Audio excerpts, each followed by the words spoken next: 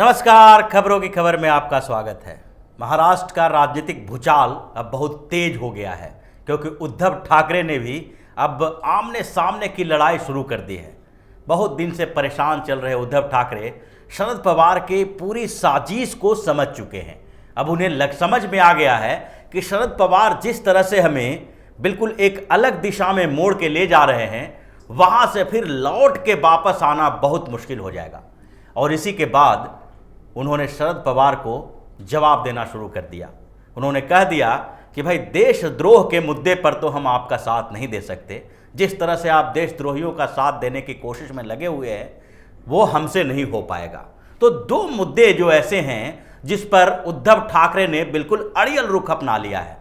शरद पवार उनकी आलोचना कर रहे हैं। शरद पवार यहाँ तक कि ये भी कह रहे हैं कि ऐसा नहीं हो सकता कि उद्धव ठाकरे मुख्यमंत्री होने के बावजूद जो मन में आए फैसला ले सकते हैं, बल्कि ये सरकार में एनसीपी भी शामिल है, कांग्रेस भी शामिल है, तो उनको सबसे सलाह लेना पड़ेगा। लेकिन उद्धव ठाकरे बिल्कुल अड़े हुए हैं और उन्होंने बता दिया है कि जिन मुद्दों की हम बात कर रहे हैं उन मुद्दों पे कोई समझौता नहीं होगा। और पहला मुद्दा है नक्सलियों का। ये अलगार परिषद के मामले में शरद पवार चाहते थे कि इसकी जांच एसआईटी से हो। अब एसआईटी से जांच होने का मतलब था कि महाराष्ट्र की पुलिस इसकी जांच करती, और महाराष्ट्र की पुलिस किसके अंतर्गत है? तो वो है महाराष्ट्र के गृह मंत्रालय के पास। और महाराष्ट्र के गृह मंत्रालय एनसीपी के पास है। अनिल देशमुख जो एनसीपी के लीडर हैं, उन्होंने गृह मंत्री का पद संभाला है। और इसलिए ये पूरी कॉन्स्पिरेसी जो थी शरद पवार की, वो इसीलिए थी कि अलगार परिषद में जो लोग फंसे हुए हैं, जिन लोगों पर यह आरोप है कि ये पूरे देश में नक्सलवाद फैलाने के लिए एक ऐसी साजिश कर रहे थे, जो ग्रामीण क्षेत्रों में नक्सलवादी आंदोलन चल रहे हैं, जो अलगाववादी आंदोलन चल रहे हैं, उसको अब शहरों तक लाया जाए, एक डर का माहौल पैदा करने की कोशिश की जाए। और यहाँ तक कि इन लोगों ने प्रधानमंत्री की हत्या की साजिश भी कर दी थी। इसके लिए अच्छे खासे सबूत है और वो सबूत के आधार पर ही इसकी जांच हो रही थी। अब चूंकि किसी एक स्टेट का ये मामला नहीं है, इसमें शामिल लोग दिल्ली से भी हैं, महाराष्ट्र से भी हैं, यहाँ तक कि आंध्र प्रदेश और कर्नाटक से भी हैं। तो ऐसे मामलों में एसआईटी इतने बड़े मामले की जांच कैसे कर सकती थी? लेकिन शरद पवार यही चाहते थे कि किसी तरह से महाराष्ट्र की पुलिस इसकी जांच करे और मामले को रफा दफा कर दिया जाए, क्योंकि इसी में उनका इंटरेस्ट है। अब शरद पवार के इस साजिश को समझने के बाद उद्धव ठाकरे उनका साथ कैसे देते? उन्होंने स्पष्ट रूप से मना कर दिया और इसकी जांच एनआईए के हवाले कर दिया। अब एनआईए जब इसकी जांच करेगी तो हो सकता है जिस तरह की स्थिति अभी सामने दिखाई पड़ रही है और शरद पवार की बौखलाहट, जो वो अंदर से बेचैनी उनकी है, वो सामने से दिखाई पड़ रही है, उसमें हो सकता है कि कहीं ना कहीं से ये कांग्रेस एनसीपी के नेताओं का कनेक्शन इसमें आ जाए। और इसी के कारण ये लोग घबराए हुए हैं। इनकी परेशानी की सबसे बड़ी वजह यही है कि ये लोग चाहते हैं कि ये जो वामपंथी साजिश इस देश में चल रहा है, और उसमें कहीं ना कहीं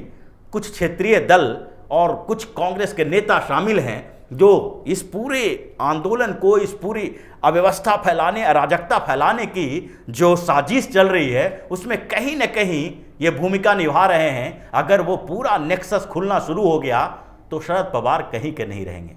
और शरद पवार के साथ साथ उनकी जो आका बैठी हुई हैं दिल्ली में, सोनिया गांधी, और उनकी पार्टी के जो बहुत सारे लोग हैं, कांग्रेस के कुछ लोग, जो बार बार वामपंथियों को कहीं ना कहीं से सहयोग देकर आगे बढ़ने के लिए प्रेरित करते रहते हैं। ये जो इनकी सरकार, कांग्रेस की सरकार जो इतने सालों तक रही है, जिन्होंने इनको पाल पोस के बड़ा किया, जो चाहते थे, हमेशा से चाहती रही है कांग्रेस की सरकार कि ऐसे परेशानियां, अव्यवस्थाएं पैदा होते रहे, फैली रहे, जिससे कि हमें दूसरे मुद्दों पर ध्यान लगाने की जरूरत न पड़े और जनता इन्हीं मुद्दों में उलझी रहे, चाहे वो कश्मीर का मसला हो या फिर ये रेड कॉरिडोर का मसला हो, जहां पर नक्सलवादी तांडव मचा के रखे हुए रहते हैं। ये लोग धीरे धीरे इन लोगों के खिलाफ कार्रवाई करते थे और उसके बाद उसको पनपने देते रहे हैं। और इसीलिए इन लोगों को लग रहा है कि जब एनआईए इसके नेटवर्क की जांच करेगी तो उसके बाद कई लोगों के चेहरों पर से नकाब उतरने वाला है और इसी का डर शरद पवार साहब को भी सता रहा है और उसके लिए वो उद्धव ठाकरे को बिल्कुल किसी भी तरह से मनाने के लिए तैयार हैं और यहां तक कह रहे हैं कि अगर एनआईए जांच करती है तो कोई बात नहीं है, एनआईए को जांच करने दो, लेकिन इसके बावजूद महाराष्ट्र की पुलिस और एसआईटी, जो महाराष्ट्र के पुलिस का एसआईटी होगा, वो इसकी जांच करेगी। अब इसका क्या आधार है कि जब एनआईए जांच कर रही है तो उसके साथ साथ पैरेलल एक दूसरी जांच एजेंसी जो महाराष्ट्र की पुलिस की होगी वो भी जांच करे। और इसके पीछे भी एक बड़ी राजनीति है। ये चाहते हैं कि किसी तरह से अगर एनआईए के जांच में कुछ ऐसे बड़े खुलासे हो गए तो उसको काउंटर करने के लिए इनके पास आधार क्या रहेगा, और इसी आधार के लिए जो आधार ये पृष्ठभूमि तैयार करनी है, उसी के लिए शरद पवार इस पर अड़े हुए हैं। और वो चाहते हैं कि एसआईटी अगर जांच करे तो एसआईटी को अपने तरीके से घुमाना होगा, और जो एसआईटी का इन्वेस्टिगेशन के बाद जो रिपोर्ट आएगी वो इनकी इच्छानुसार होगी। अब दो एजेंसी के बीच टकराव उत्पन्न करने के बाद ये सवाल बार बार उठाएंगे कि आखिरकार एनआईए जो केंद्र सरकार के नियंत्रण में काम करती है वो उसने गलत रिपोर्ट दिया है, और ये गलत रिपोर्ट ही है जो हम लोगों को किसी तरह से फिर से एक हंगामा खड़ा होगा कि मोदी सरकार सारे विपक्ष को खत्म कर देना चाहती है, सारे क्षेत्रीय पार्टियों को दबा के रख देना चाहती है, पूरे विपक्ष को खत्म करके बिल्कुल हिटलर शाही अपनाए हुए है, जो इनका पेट डायलॉग है, जो पिछले 2014 से लगातार जो ये लोग बोलते रहे हैं कि लोकतंत्र खतरे में है, संविधान खतरे में है, मोदी हिटलर जैसे व्यवहार करते हैं और मोदी यहां पर लोकतंत्र नहीं बिल्कुल ये जो ऑटोक्रेसी लाने की कोशिश में लगे रहते हैं। तो ये सारे जो इनके डायलॉग्स हैं वो फिर से ये डायलॉग कैसे आएंगे, और उसके लिए जरूरी है कि इनके पास भी कोई एक आधार हो, और वही आधार एसआईटी के माध्यम से शरद पवार तैयार करवाने की कोशिश में लगे हुए हैं। लेकिन उद्धव ठाकरे उनकी साजिश को समझने के बाद स्पष्ट रूप से इस बात से इनकार कर रहे हैं कि अगर सरकार रहे या जाए, लेकिन सामान्य अपराध और देशद्रोह के अपराध के बीच अंतर होता है, और अगर हम सामान्य अपराध की तरह इसको भी एसआईटी के हवाले करते हैं तो राष्ट्रद्रोहियों, देशद्रोहियों को ये बख्शने वाली बात होगी, और उसके बाद जो परिणाम सामने आएगा वो उद्धव ठाकरे के राजनीतिक भविष्य को खत्म कर देगा। और इसी डर से उद्धव ठाकरे ये कदम उठाने की कोशिश में लगे हैं और इस पर अड़ गए हैं, क्योंकि जिस तरह से महाराष्ट्र में भारतीय जनता पार्टी और राज ठाकरे के मन से धीरे धीरे उद्धव ठाकरे से सारे मुद्दे छीन रही है, उसके बाद उद्धव ठाकरे को ये लगने लगा है कि अगर हम इन मुद्दों पे,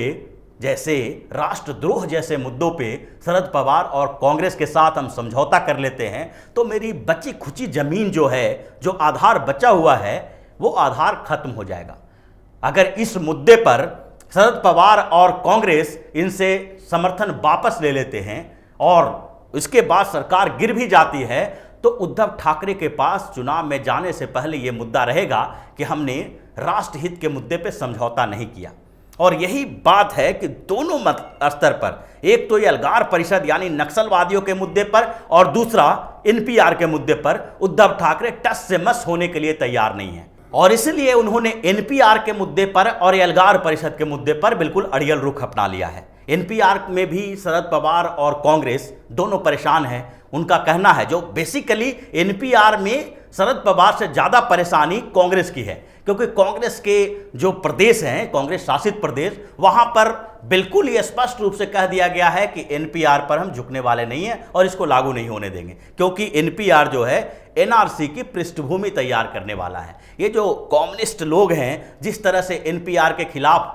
आवाज़ उठा रहे हैं, चाहे केरल की कम्युनिस्ट सरकार हो या फिर दूसरे कम्युनिस्ट पार्टियों के जो नेता हैं, उन्होंने जो आवाज़ उठाई और बात कही कि एनआरसी की पृष्ठभूमि तैयार करने के लिए एनपीआर लाया जा रहा है, वही बात रटा रटाया डायलॉग कांग्रेस का भी है। और कांग्रेस इसी कम्युनिस्टों के साथ मिलके जिस तरह से अपने स्टेट में एनपीआर के खिलाफ एक मोर्चा खोल दी है, तो उसके बाद उसके लिए बहुत मुश्किल हो जाएगी कि जहां एक और अपने स्टेट में वो एनपीआर लागू नहीं कर रही है तो दूसरी जगह जिस सरकार को वो समर्थन दे रही है, समर्थन के साथ साथ जिसमें भागीदारी है उसकी, उस पार्टी की, वहां पर एनपीआर के लिए मंजूरी दे दी जाती है और वो कांग्रेस चुपचाप बैठ के देखती रहती है। तो इससे उनका जो कांग्रेस का एजेंडा है, जो कांग्रेस तुष्टीकरण की नीति इतने दिनों से अपनाती आ रही है, उसमें बट्टा लग जाएगा। और यही कारण है कि कांग्रेस भी एनपीआर के मुद्दे पर उद्धव ठाकरे के साथ से नाराज चल रही है। तो एनपीआर के मुद्दे पर कांग्रेस ज्यादा नाराज है और ये अलगार परिषद के मुद्दे पे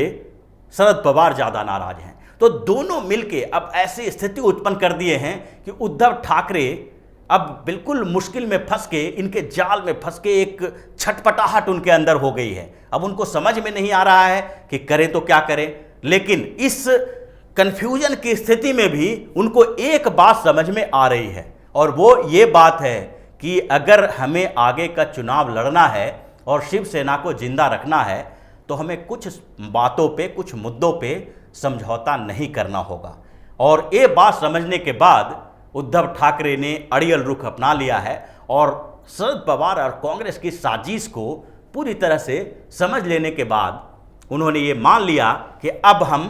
दो मुद्दों पे झुकने वाले नहीं हैं। अगर सरकार गिरानी है तो गिरा दो, क्योंकि उनके पास दूसरा विकल्प पहले से भी मौजूद है। अगर उद्धव ठाकरे को अपनी पार्टी बचानी है तो उनको शरद पवार और कांग्रेस को जवाब देना होगा। अगर उद्धव ठाकरे को सिर्फ अपने मुख्यमंत्री का पद संभालना है तो फिर कोई बात नहीं है, वो ऐसे ही टुक टुक करके सरकार चलाते रहें, किसी तरह से सोनिया और राहुल के कदमों में बैठे रहें, शरद पवार का आशीर्वाद लेते रहें और मुख्यमंत्री का पद एक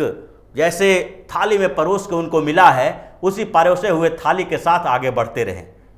अगर ऐसा ही करते रहते हैं तो शिवसेना का अस्तित्व तो नहीं बचेगा, क्योंकि उन्हें राज ठाकरे की उभरते हुए, जो राज ठाकरे का जिस तरह से उभार हो रहा है महाराष्ट्र में, उसका पता चल गया है और उन्होंने एक एक कदम फूंक फूंक के रखना शुरू कर दिया है। तो उद्धव ठाकरे को इस पूरी साजिश का पता चलने के बाद अब उन्होंने तय कर लिया है कि सरकार रहे या जाए, लेकिन अब राष्ट्रद्रोह के मुद्दे पर शरद पवार का साथ नहीं देंगे, देशद्रोह के मुद्दे पर शरद पवार का साथ नहीं देंगे, और नहीं जो राष्ट्रीय हित के मुद्दे हैं जैसे एनपीआर और सीएए, उन्होंने सीएए में भी अब स्पष्ट रूप से कह दिया कि सीएए को से देश को कोई खतरा नहीं होने वाला है, यहाँ रहने वाले लोगों को भी सीएए से कोई परेशानी नहीं होनी चाहिए और हम अपने राज्य में सीएए को लागू कर देंगे। तो ये इन मुद्दों पर वो किसी की सुनने वाले नहीं हैं और उन्होंने अड़ियल रुख अपना लिया है।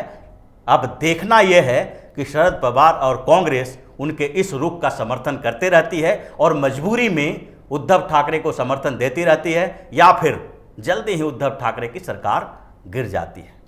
तो इसी तरह की खबरों के साथ फिर से हाजिर होंगे, तब तक के लिए बने रहिए हमारे साथ और देते रहिए हमें सहयोग, ताकि इसी तरह की खबर हम आपके लिए लाते रहें। धन्यवाद। अगर आपको हमारा वीडियो पसंद आया हो तो इसे लाइक करें, हमारे चैनल को सब्सक्राइब करें और हाँ, बेल आइकन दबाना ना भूलें ताकि आप तक हमारे वीडियो की नोटिफिकेशन पहुंचती रहे। आप अपना सुझाव हमें कमेंट बॉक्स में दे सकते हैं। हमारे साथ जुड़ने के लिए शुक्रिया।